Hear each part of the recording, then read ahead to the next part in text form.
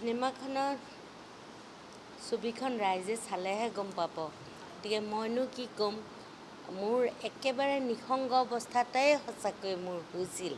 এখেত ঢুকোৱাৰ পিছত ক'ভিডত এখেত ঢুকাইছে তাৰপিছত মই আৰু ছবি নকৰোঁ বুলিয়ে ভাবিছিলোঁ কিন্তু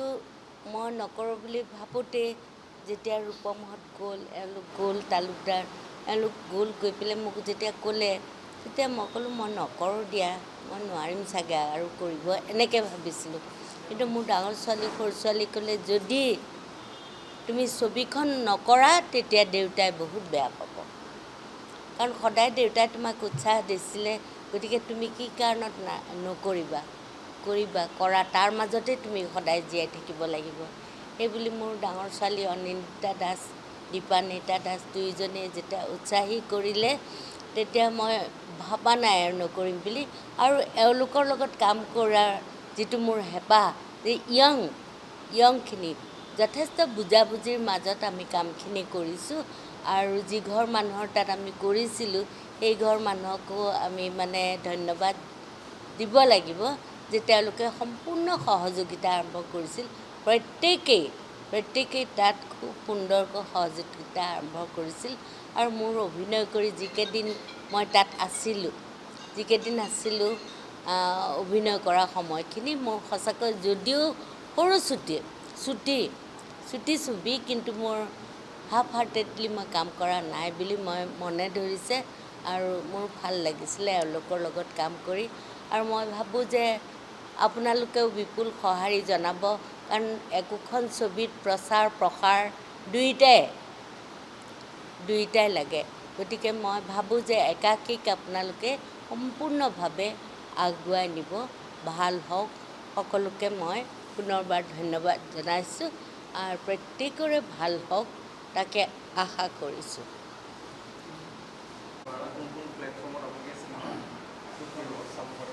হয় আমাৰ শ্বৰ্ট ফিল্মখনৰ স্পেচিয়েল স্ক্ৰিনিংটো হ'ব অন 10th 10 তাৰিখে আপোনাৰ আইডো চিনেমা হলত 7:30 বজাৰ পৰাই আৰম্ভ হ'ব চ' আপোনালোকে চবেই আহিব আমাক সহায় কৰিব আৰু 11 তাৰিখে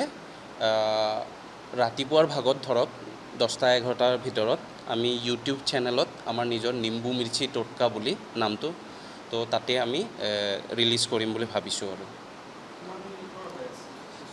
ছবিখনৰ মিনিটটো হ'ল 26 মিনিট এণ্ড 33 ছেকেণ্ডছৰ